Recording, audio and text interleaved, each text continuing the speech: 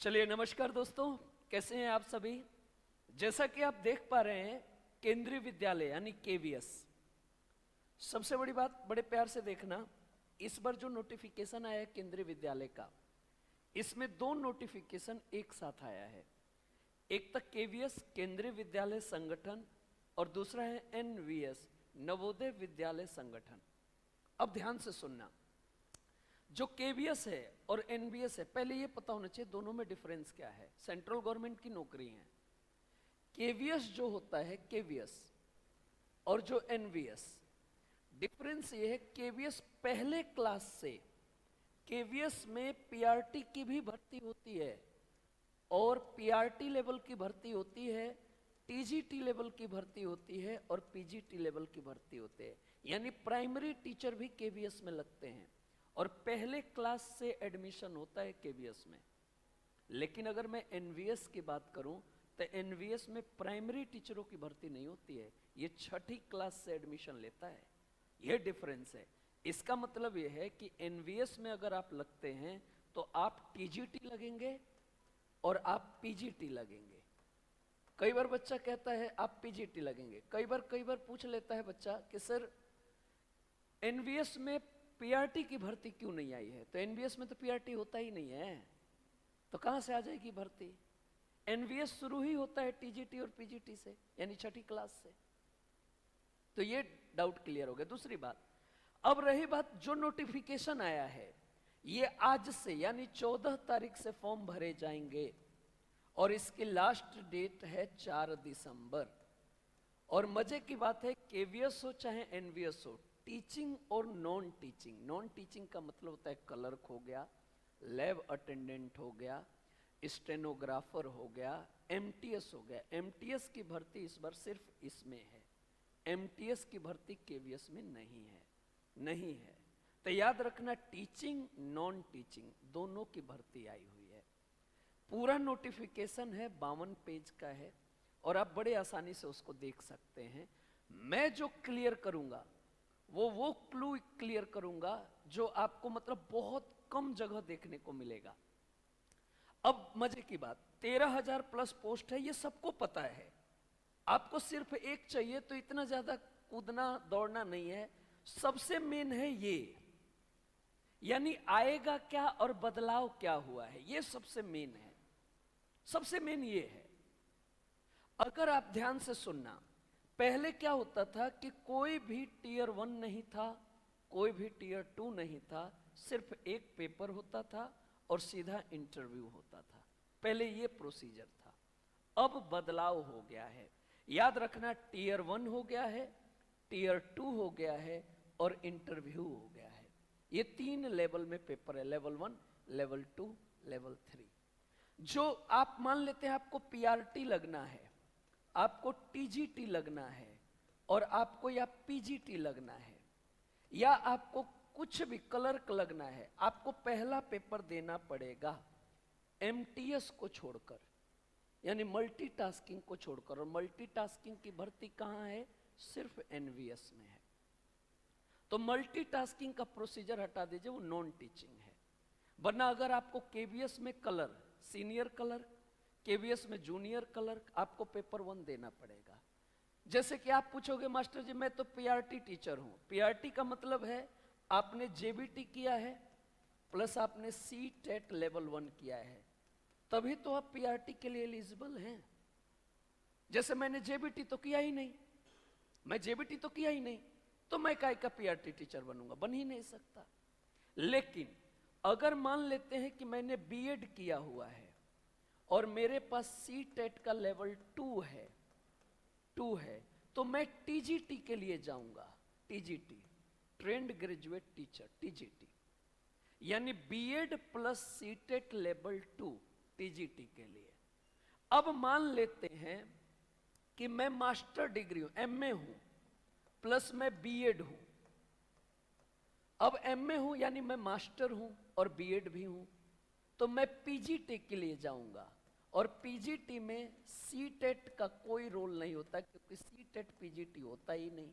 CTET 2 ही level होता है, level 1, level 2।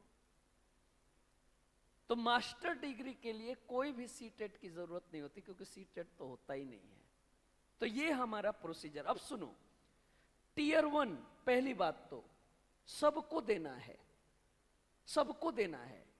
इसमें सबसे बड़ी बात जो बदलाव किया गया है, ये क्वालिफाइंग नेचर है, सिर्फ पास करना है।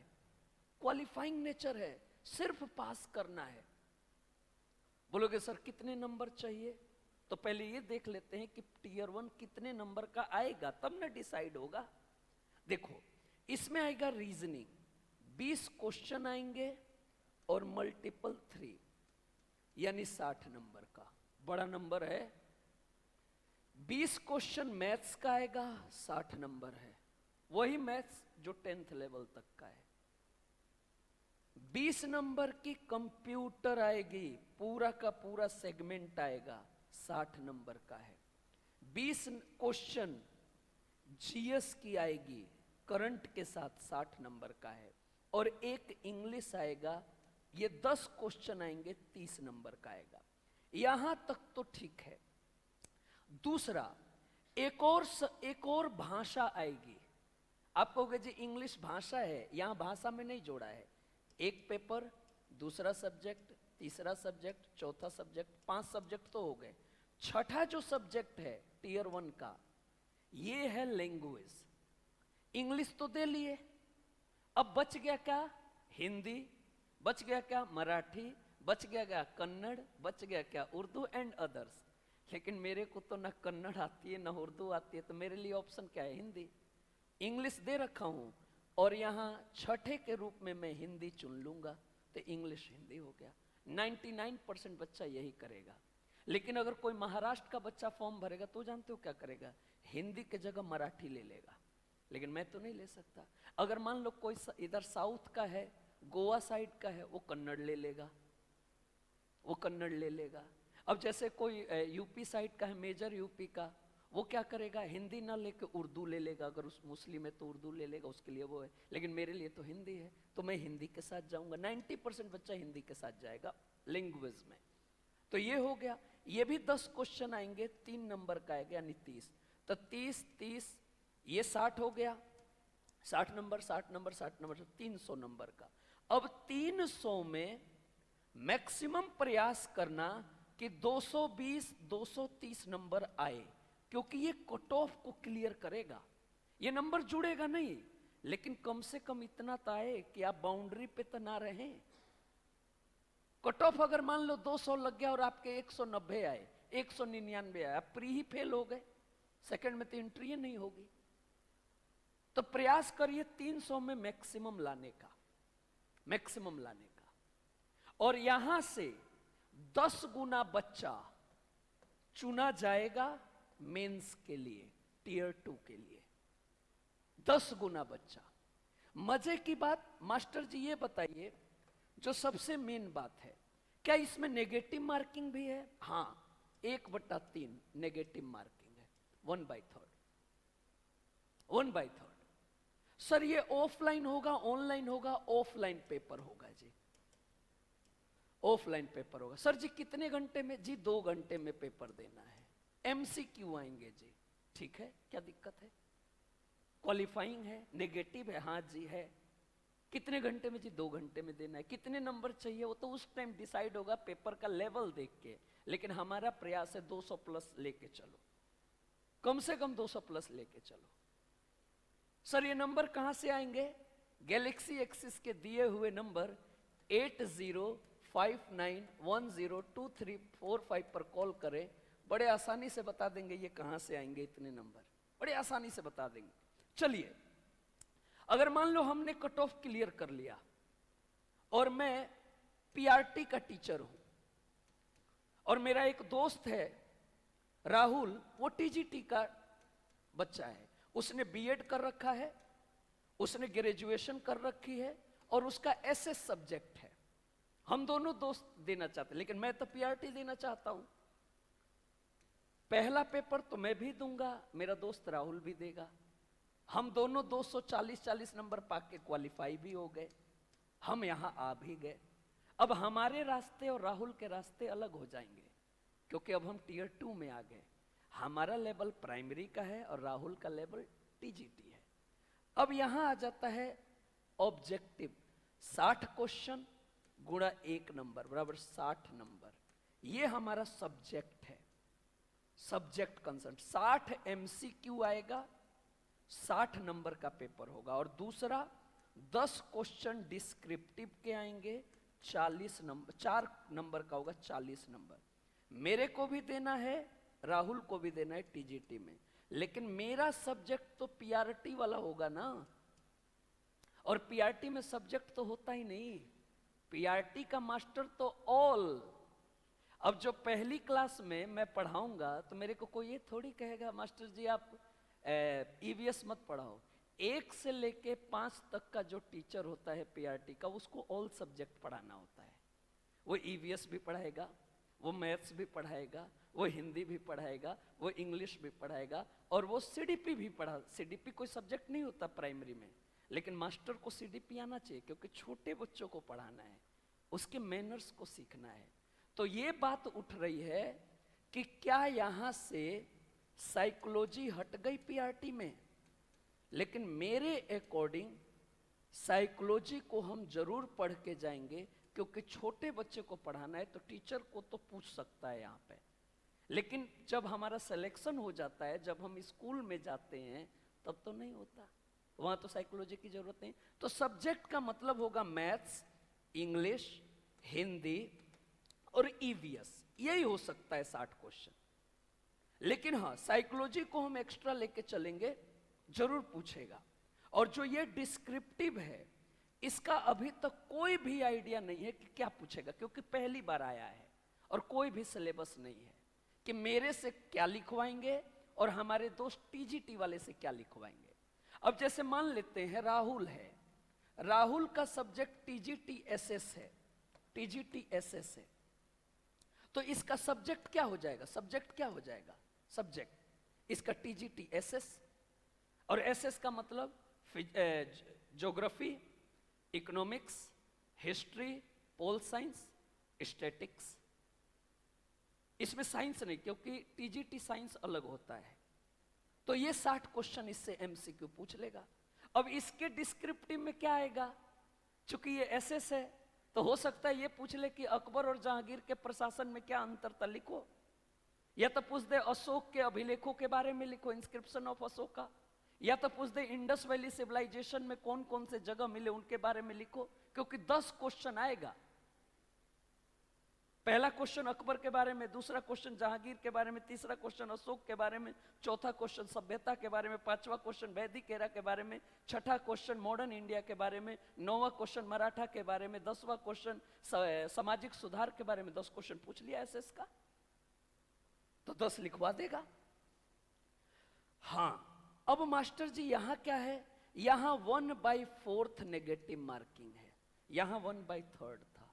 क्या ये भी ऑफलाइन होगा? बिल्कुल ऑफलाइन होगा, कोई डाउट नहीं है। ये 2 घंटे का था, ये 2.5 घंटे का पेपर है, ये 2.5 घंटे का पेपर है। एक दिन नहीं हो सकता है, क्योंकि जब तक टीयर 1 कोई क्लियर नहीं करेगा तब तक यहां कैसे जाएगा? तो ये अलग अलग डेट पे होंगे, ये अलग अलग डेट पे होंगे। चलो जी, अब मजे की बात, यहां से यहां आने में 10 गुना लोगों को ले रहा था, लेकिन यहां से मेंस से इंटरव्यू आने में 3 गुना बच्चों को बुलाया जाएगा, सिर्फ 3 गुना। और ये 100 नंबर का है इंटरव्यू। टीयर 2 का वेटेज रखा गया है, 85% नंबर लाना है टीयर 2 में पास होने के लिए, और 15% इंटरव्यू में, 100 का 15% मिनिमम।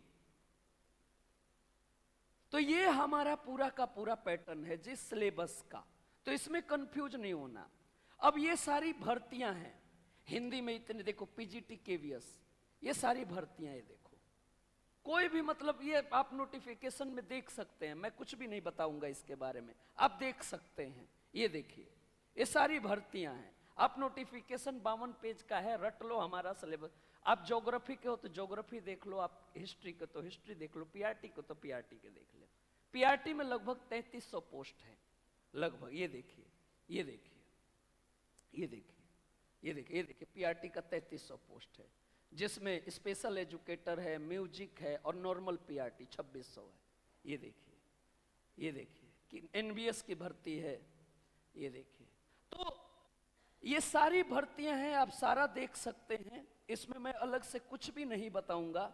ये देखिए वही सिलेबस दे रखा है जो मैंने बताया। ये एमटीएस का सिलेबस है जी, एमटीएस का, जो एनबीएस में एमटीएस आएगा, इसी का सिर्फ एक अलग है। ये देखिए इसी में सिर्फ, इसमें करंट अफेयर्स आएंगे, कंप्यूटर आएगा, लैंग्वेज में हिंदी होगी और दूसरे लैंग्वेज में इंग्लिश होगी, ठीक है। ये देखिए 3 नंबर का, ठीक है, 3 नंबर का, 3 नंबर का, 3 नंबर का, ठीक है, 300 नंबर का होगा। अलग से कुछ नहीं करना है। हाँ, फॉर्म कितने का है भाई साहब? फॉर्म में तो 1500 प्लस 500, ये क्या है? ये फॉर्म का है रेट और ये प्रोसेसिंग फीस।